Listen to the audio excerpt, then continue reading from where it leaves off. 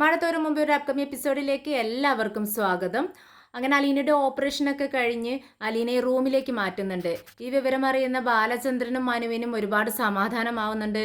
അലീനയെ critical സ്റ്റേജിലായിരുന്ന സമയത്തൊക്കെ ഒരുപാട് tension അടിച്ചിരിക്കുന്ന സമയങ്ങളായിരുന്നു. റൂമിലേക്ക് മാറ്റി എന്ന് പറയുന്ന സമയത്ത് രണ്ടുപേരും അലീനയെ കാണാനായിട്ട് റൂമിലേക്ക് ചെല്ലുകയാണ്. ഇവരെ കണ്ടതും അലീന ഒരുപാട് സന്തോഷത്തോടെ പുഞ്ചിരിക്കുന്നുണ്ട്. അകത്തേക്ക് കയറി ചെല്ലുകയാണ് രണ്ടുപേരും. അപ്പോൾ അലീന ചോദിക്കുന്നുണ്ട്, ഞാൻ കാരണം നിങ്ങളെ ഒരുപാട് ബുദ്ധിമുട്ടിയല്ലേ, നിങ്ങളെ ഒരുപാട് വിഷമിപ്പിച്ചു ഞാനല്ലേ എന്ന് ചോദിക്കുകയാണ്. ഇത് കേട്ട് ബാലചന്ദ്രൻ പറയുന്നുണ്ട്, അതെന്താ അലീനെ നീ അങ്ങനെ പറയുന്നത്? ഞങ്ങൾ നിനക്ക് ഈ അവസ്ഥ വന്നതിൽ ഒരുപാട് വിഷമിച്ചിട്ടുണ്ടായിരുന്നു. പക്ഷെ ഇപ്പോൾ സമാധാനമായി, നീ ഈ ലെവലിൽ നിന്നെ കാണാൻ പറ്റിയല്ലോ. പിന്നെ എന്താണ് സംഭവിച്ചത്? നിനക്ക് ബോധം തെളിയുന്നതും കാത്ത് ഞങ്ങൾ ഇരിക്കുമായിരുന്നു. എല്ലാം ഒന്ന് സമാധാനമായിട്ട് നിന്നോട് ചോദിക്കാം എന്ന് വിചാരിച്ചിട്ടാണ് ഞങ്ങൾ നിന്നോട് ചോദിക്കാതിരുന്നത്. എന്താണ് സംഭവിച്ചത് എന്ന് ചോദിക്കുകയാണ് നമ്മുടെ ബാലചന്ദ്രൻ. അത് അങ്കിൾ ഞാനൊന്ന് സാറേ ഞാനൊന്ന് വീണതാണെന്ന് പറയുകയാണ്. ഇത് കേട്ട് ബാലചന്ദ്രൻ ചോദിക്കുന്നത്, വീണതാണെന്നോ? വീണപ്പോൾ നിന്റെ വയറ്റിലെങ്ങനെ ഈ കത്രിക തറഞ്ഞിരുന്നു എന്നാണ് ചോദിക്കുന്നത്. അത് കേട്ട് അലീന പറയുന്നുണ്ട്, അത് ഞാൻ നമ്മുടെ രോഹിത്തിൻ്റെ റൂം ക്ലീൻ ചെയ്യാൻ വേണ്ടി പോയതായിരുന്നു. അന്നേരം എന്തിലോ ചവിട്ടി ഞാനങ്ങ് വഴുക്കി വീഴാൻ പോയതാണ്. അന്നേരം എൻ്റെ കയ്യിൽ കത്രിക ഉണ്ടായിരുന്നു. അത് അബദ്ധത്തിൽ എൻ്റെ വയറ്റിലങ്ങ് തറച്ച് കയറിയതാണെന്ന് പറയുകയാണ്. അപ്പോൾ ബാലചന്ദ്രൻ ചോദിക്കുന്നുണ്ട്, നീ എങ്ങനെയാ അപ്പോൾ സ്റ്റെയർ കേസിന് താഴേക്ക് എത്തിയെന്ന് ചോദിക്കുകയാണ്. ഇത് കേട്ടതും അലീന പറയുന്നുണ്ട്, അത് ഞാൻ പതുക്കെ എങ്ങനെയൊക്കെയോ താഴേക്ക് വന്നതാണ്. താഴെ എത്തിയതും ഞാനങ്ങ് തല കറങ്ങുന്നത് പോലെ എനിക്ക് തോന്നി. പിന്നീട് എനിക്കൊന്നും ഓർമ്മയില്ല, ഞാനങ്ങനെ വീണ് പോയതായിരിക്കാം എന്ന് പറയുന്നുണ്ട് അലീന. അപ്പോഴേക്കും ബാലചന്ദ്രന് ഒരു ഫോൺ കോൾ വരുവാണ്. അങ്ങനെ ഫോൺ എടുത്തുകൊണ്ട് സംസാരിച്ചുകൊണ്ട് പുറത്തേക്ക് ഇറങ്ങി പോകുന്നുണ്ട് ബാലചന്ദ്രൻ. റൂമിന് പുറത്തേക്ക് പോവുകയാണ്. അപ്പോൾ നമ്മുടെ മനു ചെന്ന് അലീനയുടെ അടുത്തിരിക്കുകയാണ്. എന്നിട്ട് ചോദിക്കുന്നുണ്ട് അലീനയോട്, അലീനെ നീ എന്തിനാണ് ഇങ്ങനെ നുണ പറയുന്നത്? നീ പറഞ്ഞതൊന്നും സത്യമല്ലല്ലോ. എന്താ മനുവേട്ടാ, ഞാൻ പറഞ്ഞത് സത്യമാണ്. ഇത് കേട്ട് മനു പറയുന്നുണ്ട്, അല്ല ഇതൊന്നും സത്യമല്ല, എനിക്കറിയാം ഇതൊന്നും സത്യമല്ല എന്ന്. സത്യം പറ അലീനെ, അന്ന് എന്താണ് സംഭവിച്ചത്? ഞാൻ അവിടെ നിന്നും പോയതിന് ശേഷം എന്ത് സംഭവിച്ചു? എനിക്ക് രേവതിക്കുട്ടി വിളിച്ചിട്ടുണ്ടായിരുന്നു. രേവതിക്കുട്ടി പറഞ്ഞു നീ ഫോൺ അടിച്ചിട്ട് എടുക്കുന്നില്ല എന്ന്. പിന്നെ എന്താ സംഭവിച്ചത് അവിടെ എന്ന് ചോദിക്കുക. ഇത് കേട്ടതും അലീനയ്ക്ക് മനസ്സിലായി, ഇനി മനുവിനോട് സത്യങ്ങൾ മറച്ചു വെച്ചിട്ട് കാര്യമില്ല. എന്തായാലും മനുവേട്ടനോട് ഈ സത്യമെല്ലാം പറയാം എന്ന് തീരുമാനിച്ച് അലീന പറയുകയാണ്. മനുവേട്ടൻ ചോദിക്കുന്നത് കാര്യമാണ്. അന്ന് അവിടെ സംഭവിച്ചത് എന്താണെന്ന് വെച്ചാൽ, ഇങ്ങനെ രോഹിത്ത് വന്നിട്ട് നാരങ്ങ വെള്ളം വേണമെന്ന് പറഞ്ഞതും ഞാൻ അവർക്ക് നാരങ്ങ വെള്ളം കൊടുക്കാനായിട്ട് റൂമിലേക്ക് പോയി. അപ്പോൾ അവിടെ മനുവിനെ കൂടാതെ ഹരിയും ഉണ്ടായിരുന്നു. അവനെ കണ്ടപ്പോഴാണ് മനുവേട്ടൻ ഞാൻ ഞെട്ടിപ്പോയത്. എനിക്കറിയില്ലായിരുന്നു അവൻ എപ്പോഴും അവിടെ വന്നു എന്ന് എനിക്കറിയില്ല. അവർ രണ്ടുപേരും ആ നാരങ്ങ വെള്ളത്തിൽ എന്തോ കലക്കിയിട്ടുണ്ടെന്നാണ് എനിക്ക് തോന്നുന്നത്. അതെന്നെ കുടിപ്പിക്കാൻ വേണ്ടി നോക്കുമായിരുന്നു അവർ. ഞാൻ ആകെ അന്താളിച്ചു പോയി മനുവേട്ട. അവരെന്നെ ആക്രമിക്കാൻ വേണ്ടി നോക്കി. ഞാൻ എൻ്റെ സ്വയം രക്ഷയ്ക്ക് വേണ്ടിയിട്ടാണ് ഞാൻ ഈ ഒരു പ്രവൃത്തി ചെയ്തത്. എൻ്റെ കയ്യിലുണ്ടായിരുന്ന കത്രിക കൊണ്ട് ഞാൻ സ്വയം എന്നെ രക്ഷിക്കാൻ വേണ്ടിയിട്ടാണ് എന്നെ തന്നെ ഞാൻ കുത്തിയത്. എൻ്റെ വയറ്റിലേക്ക് ഞാൻ കുത്തി ഇറക്കിയത്. എനിക്ക് അപ്പോഴങ്ങനെയാണ് തോന്നിയത് എന്ന് പറയുകയാണ്. ഇത് കേട്ടിട്ട് മനു പറയുന്നുണ്ട്, നിനക്കൊന്ന് ഒച്ച വെച്ചുകൂടായിരുന്നില്ലേ അലീനെ? ആരെങ്കിലും വന്ന് നിന്നെ സഹായിക്കുമായിരുന്നില്ലേ എന്ന് ചോദിക്കുന്നുണ്ട്.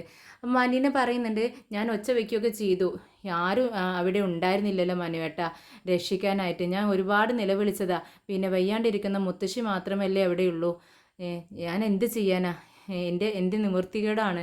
ഞാൻ സ്വയം രക്ഷയ്ക്ക് വേണ്ടി ഇങ്ങനെയൊക്കെ ചെയ്തു പോയി. എല്ലാവർക്കും ബുദ്ധിമുട്ടായില്ലേ എന്ന് പറയുകയാണ്. ഇത് കേട്ടതും മനുവിന് ഒരുപാട് ദേഷ്യം വരുവാണ്.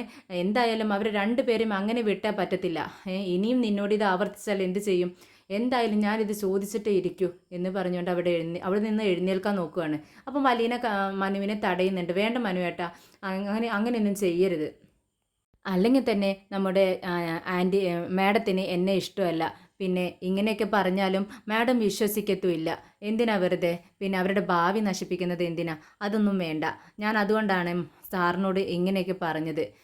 അതങ്ങനെ തന്നെ ഇരിക്കട്ടെ. സത്യങ്ങളൊന്നും ആരും അറിയണ്ട, മനുവേട്ടൻ മാത്രം അറിഞ്ഞാൽ മതി എന്ന് പറയാണ് അലീന. അപ്പോൾ മനു പറയുന്നുണ്ട്, ഇല്ല അലീനെ, ഇതങ്ങനെ വിട്ടാൽ പറ്റത്തില്ല. അവർ രണ്ടുപേരും ആരെങ്കിലും ഒരാൾ ഈ സത്യം അറിഞ്ഞിട്ടുണ്ട് എന്നുള്ള കാര്യം അവർ രണ്ടുപേരും അറിഞ്ഞിരിക്കണം. അതുകൊണ്ട് ഞാൻ അവരോട് ചോദിച്ചേ പറ്റൂ. ഇല്ലാന്നുണ്ടെങ്കിലുണ്ടല്ലോ ഇനിയും ഇങ്ങനെ ആരുമില്ലാത്ത സമയത്ത് അവർ നിന്നെ ഉപദ്രവിക്കാൻ ശ്രമിക്കും. അങ്ങനെ ഇനി ഒരിക്കലും ഉണ്ടാവാൻ പാടില്ല. നിന്റെ ജീവന് വിലയുള്ളതാണ്. അതുകൊണ്ട് ഇനി അങ്ങനെ സംഭവിക്കാതിരിക്കാൻ വേണ്ടി അവരെ ഞാൻ കാണേണ്ട രീതിയിൽ തന്നെ കാണുന്നുണ്ട്. അതും പറഞ്ഞുകൊണ്ട് നമ്മുടെ മനു പുറത്തേക്ക് ഇറങ്ങാൻ വേണ്ടി നിൽക്കുക കേട്ടോ. ഡോറ് തുറന്നതും നമ്മുടെ ബാലചന്ദ്രനെയാണ് മനു കാണുന്നത്. ബാലചന്ദ്രൻ ഡോറിനടുത്തായിട്ട് നിൽക്കുമായിരുന്നു. ബാലചന്ദ്രനെ കണ്ടതും അങ്കിൾ അങ്കിൾ എപ്പോൾ വന്നു എന്ന് ചോദിക്കുകയാണ്. അപ്പോൾ ബാലചന്ദ്രൻ പറയുന്നുണ്ട്, നിങ്ങൾ സംസാരിച്ചതെല്ലാം ഞാൻ കേട്ടു. അപ്പോൾ നമ്മുടെ അലീന തറയിൽ തനിയെ വീണതല്ല അല്ലേ, വഴിക്ക് വീണതല്ല, അവൾ പറഞ്ഞത് കള്ളമായിരുന്നു അല്ലേ എന്ന് ചോദിക്കുകയാണ്. അത് കേട്ട് മനു പറയുന്നുണ്ട്, അതെ അങ്കിളെ, അവൾ പറഞ്ഞ് എല്ലാവരും അവരെ രക്ഷിക്കാൻ വേണ്ടിയിട്ടാണ് അവൾ ഇപ്പോഴും ശ്രമിക്കുന്നത്. ഇത്രയും വലിയൊരു ക്രൂരത അവർ രണ്ടുപേരും അലീനയോട് ചെയ്തിട്ടും അലീന അവരെ ഒരു തരത്തിലും കുറ്റപ്പെടുത്തുന്നില്ല. അവരെ രക്ഷിക്കാൻ വേണ്ടി നോക്കുന്നു. അത് എന്തായാലും അത് നടക്കത്തില്ല. എന്താ അങ്കിളെ ഈ രോഹിത്തും ഹരിയൊക്കെ ഇങ്ങനെ ആയിപ്പോയത് എന്ന് ചോദിക്കുകയാണ്. ഇത് കേട്ട് വളരെ ദയനീയ അവസ്ഥയിൽ ബാലചന്ദ്രൻ പറയുന്നുണ്ട്, എന്താ മനു, നല്ല രീതിക്കാണ് ഞാൻ അവനെ വളർത്തിയെടുത്തത്. പക്ഷേ വലുതാവുന്ന സമയത്ത് മക്കൾ ഇങ്ങനെ ആയിപ്പോയാൽ രക്ഷിതാക്കൾ എന്താ ചെയ്യുക എന്ന് ചോദിക്കുകയാണ് ബാലചന്ദ്രൻ. ഇത് കേട്ട് മനു പറയുന്നുണ്ട്, എന്തായാലും ഇതങ്ങനെ വെറുതെ വിട്ടുകൊടുക്കാനൊന്നും പറ്റത്തില്ല. അവരോട് ചോദിക്കേണ്ട രീതിയിൽ ചോദിക്കണം. ആരെങ്കിലുമൊക്കെ ഇത് അറിഞ്ഞിട്ടുണ്ട് എന്ന് അവരും തിരിച്ചറിയണം. ഇല്ലാന്നുണ്ടെങ്കിൽ അലീനയോട് വീണ്ടും ഇത് അവർ ആവർത്തിക്കും. എപ്പോഴും വീട്ടിൽ ആളുണ്ടാവണമെന്നില്ല. അവൾ തനിയിരിക്കുന്ന സമയത്ത് വീണ്ടും ഇത് സംഭവിച്ചാൽ ഇനി ഒരിക്കലും അവൾക്ക് ഈ ഗതികേട് വരരുത്. അതിന് നമ്മൾ ശ്രദ്ധിക്കുക തന്നെ വേണം അങ്കിളെ എന്ന് പറയുകയാണ്. അപ്പോഴേക്കും പോലീസ് അങ്ങോട്ടേക്ക് എത്തുന്നുണ്ട്. എന്നാൽ പോലീസുകാരോടും അലീന ഈ ഒരു മറുപടി തന്നെയാണ് പറയുന്നത്. ബാലചന്ദ്രനോട് പറഞ്ഞ അതുപോലെ തന്നെ കാൽ വഴുതി വീണതാണ്, അപ്പോഴാണ് ഇങ്ങനെ സംഭവിച്ചത് എന്നാണ് പറയുന്നത്.